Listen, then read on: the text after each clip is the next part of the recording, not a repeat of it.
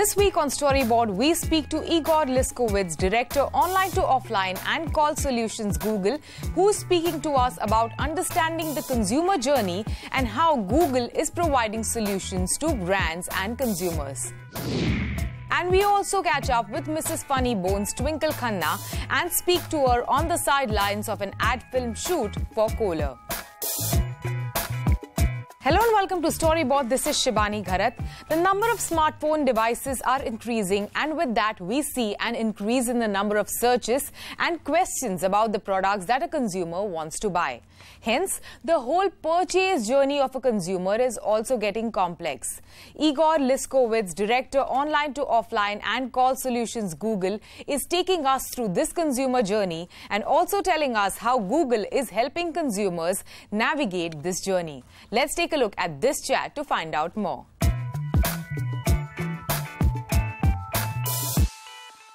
Igor, thank you for talking to us. Thank you for having me. So we'll talk about the new improved customer journey, Journey 2.0. Yeah. So tell me, how different is it today than it was even a year ago? So I think what we're seeing across the world, and I think India is a good example of that, is the number of devices, the number of smartphones is just exploding. So in India, we're now above 300 million devices, going to go to 400 soon. And that means we now have this really smart thing in everybody's pocket.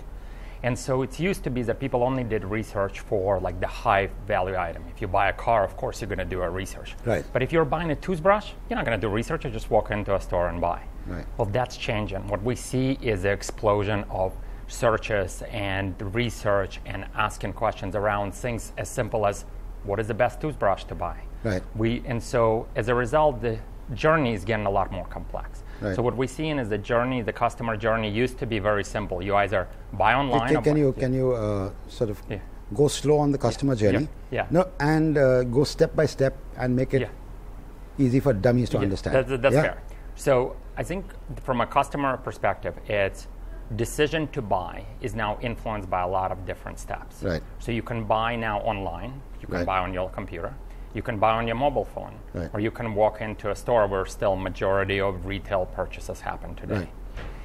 But what influences that purchase? What makes consumer who comes to the store decide to buy?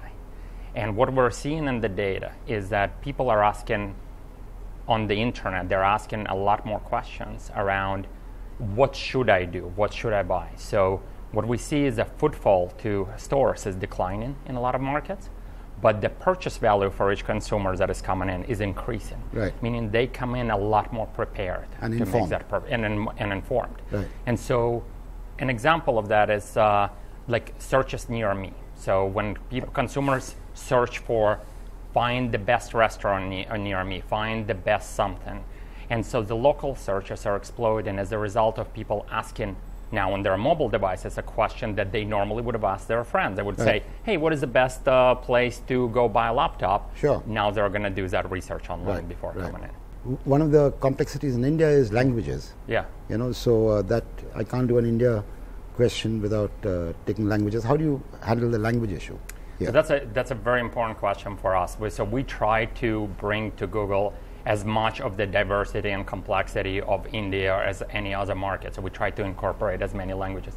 Unfortunately, the internet is not quite fully there. So while you can do search in any language, but do you have enough landing pages? Do you have enough information in languages? I think the way we try to tackle it is working together with our advertisers to try to help them understand where their consumers are and to help their consumers. Because ultimately, it's up to them to create those experiences for consumers that will resonate with that particular consumer, whether it's because of their language or because of the specific things they are looking for. Right. Obviously, I saw Sundar's keynote the other day, and they talk a lot about what personal assistant is going to do for consumers, especially in the context of small businesses. So carry me through the principle of that in a little more elaborate manner. So I will start even broader than just small businesses. What we believe is the next evolution of computing and where we want to help consumers is being there when they need it. It's help solve problems. So rather than you looking down at your phone and typing a question and waiting for the answer and sorting through links, which is how it used to be, people are busy, people are on the go, and we want to, with machine learning, help answer the questions when they pop up. So anything from I want to put a list to remind myself to do something, to I want to purchase something, to I want to research, to I want to do something else. And so the idea is that we want to power through the assistant our future of really machine being helpful. I don't feel today, as much as I love my mobile phone, our mobile phones as that helpful yet. Right. Because they don't understand us fully. They require a lot of input from us. And I think what we are working on and what Sundar is kind of, and it works for small businesses and it will work for big businesses as well, is trying to make machines that fully understand us and is helpful and it's there in the background to help us answer the questions that we need. Going back to the question you asked about consumer journey, that I think is going to be an important part of a consumer journey, whether it's somebody doing kind of initial research, or whether it's somebody who wants a reminder, or whether it's somebody who wants better understand about a new problem that they have. So machine learning combined with kind of this assistant that is ever present for the consumer will be very, very helpful for consumers to really take advantage of all of the technologies that is out there. Right. One of the problems peculiar to India, I would imagine, is that you'll find a lot of the newcomers to smartphones able to speak and hear and understand, but not read and write. Yeah. So, what are you going to do to address that issue? So so we are very this is a big priority for Google, is really get the voice recognition, continue to improve. We're already doing a great job, but it's getting it to other languages. You know, we talked about 22 languages in India. How do you get to all of the languages and having a computer to understand the machine, understand them and translate back? Voice search in general has been growing very, very well across the world. And so the idea is that we will have through Assistant and where you can ask a question and get a human type answer rather than here's the 10 choices. And that's exactly what consumers, whether that because they don't read or write or because they don't have time driving or something else to answer that question. One of the challenges for you is the landing pages that you spoke about. Yeah. Because that's part of the essential part of the ecosystem. Yeah. So in India, for example, in 22 languages, are you going to have the language landing pages so that the customer's needs are fulfilled? And who's going to drive that growth? So we work a lot with advertisers. So I think this is where you have to think about kind of large advertisers that want to create their own experience. And with them, yes, we're working on creating their own landing pages.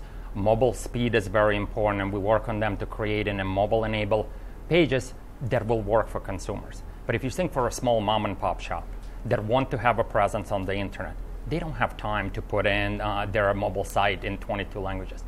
I think that's a kind of problem we want to solve as Google. How do we know what consumer wants, and how do we enable that? So we already have Google Translate that automatically enables in a lot of pages. You can imagine doing that very easily through Google Assistant. If you speak in a language, why wouldn't we be able to translate all the answers into that same language and speak back to you in the language that you prefer versus the language that it was written in? Again, this is still kind of a promise of a technology. Today, I think some of the translation will be a little bit clunky and sometimes don't sound like a human, but I think that's where the technology is going. Again, the goal of technology, in our opinion, is to be in the background. It's not to be these things that you focus on. What you should focus on is answering the questions every one of us has, and technology is just simply a tool that enables that answer. Yeah. Now to make this whole conversation a little more earthy, you're in India and you've done some work with ShopperStop. We did. In this area, so if you carry me through how ShopperStop's consumers benefit from what you've done. Excellent. So for ShopperStop, e-commerce is a very important growth area. But e-commerce by itself is not connected to their offline experience. So what I mean by that, how do you understand what people actually do and where do you give media credit? Because it's not just about credit, it's about understanding where do you put the right messages for the consumers. And so ShopperStop knows that a lot of sales occur, most of their sales occur still in store. What influences those purchases? Back to the consumer journey, right? Absolutely. Where do they start? Where do they go? So we have a product now called Store Visits. We've launched this product in about 19 markets or 20 markets now across the globe. And what it does, it enables advertisers to better understand their consumer journey. How many people who clicked on their ads or saw their ads on YouTube, what percentage of them ended up in their stores? Again, it's not about individual consumers and saying, did I end up in a store? It's saying, what trends are we seeing? So we partnered with ShopperStop on understanding that consumer journey. And because of that, they're able to better understand the ROI they're getting from their online investment to actually people coming into the store, which enables them to produce better messages online so they understand what kind of, you can do A/B experiments, for example, understanding does a creative one, thinking old advertising, does creative one drive more people or does creative two? We now have the technology tools to enable that. So we work with ShopperStop with this kind of technology to better understand the ROI and better understand the investments they're making and how to improve those investments with Google. Right.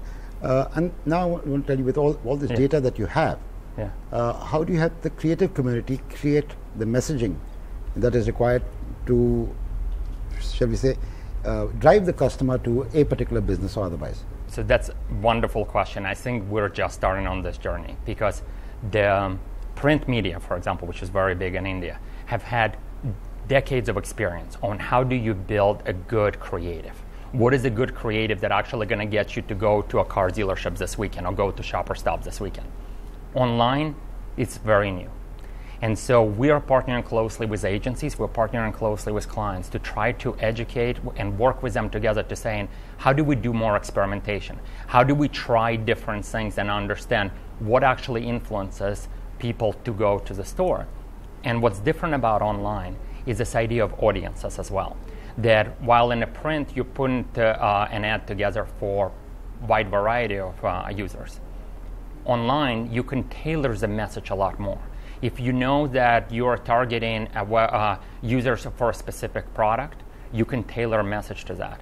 But I think the ecosystem is still very early on in that. And so a lot of times what we see, advertisers still put an ad that is primarily meant for kind of the print media. They put it on a mobile device, which is a lot smaller, doesn't render as well, and they don't get necessarily the result they want. And so what we want to work with our partners around the agency community and clients is how do you create better creatives and how do you test? And through the things like store visits, be able to actually say, does it work better? Does it actually drive more people to the store? And that will create many more better ads in the kind of years to come. Right. And the final question now, the marketer is bombarded by a lot of inputs, for sure, including inputs from you. And then he's got his agency, then he's got his media agency, he's got his digital agency, he's got his social agency. All of them are telling him perhaps different things at the same time. So what would you advise a marketer to do in this situation like this? I think the first thing I would do before kind of what Google or any other provider is I would say, am I thinking about the customer journey? Back to what we started. Am I thinking of my channels as separate things, or do I think about my consumer? If I treat e-commerce, if I'm a marketeer, e-commerce separate from my stores, and I don't have a joint KPIs between them, then I'm not really thinking about that consumer who wants to choose between different channels, and sometimes will buy in one and sometimes in the other. That's where it starts. If you combine the KPIs, if you create an omni-channel KPI, then as a marketeer, you start asking the right questions of providers, whether it's Google, whether it's Facebook, whether it's anybody else, because you will understand what you actually want. What you want is get that one single consumer the right information at the right time, and then that consumer will make whatever choice they want to do, whether it's purchase on a mobile phone or walk into your store or do research or whatever else. Perfect. Thank you so much, Igor. Thank you. And look forward to seeing you again. Thank you so much. Thank you very much for having me. Thank you. It is time for us to take a short break. On the other side of this break, we catch up with Twinkle Khanna on the sidelines of a campaign shoot for Kohler.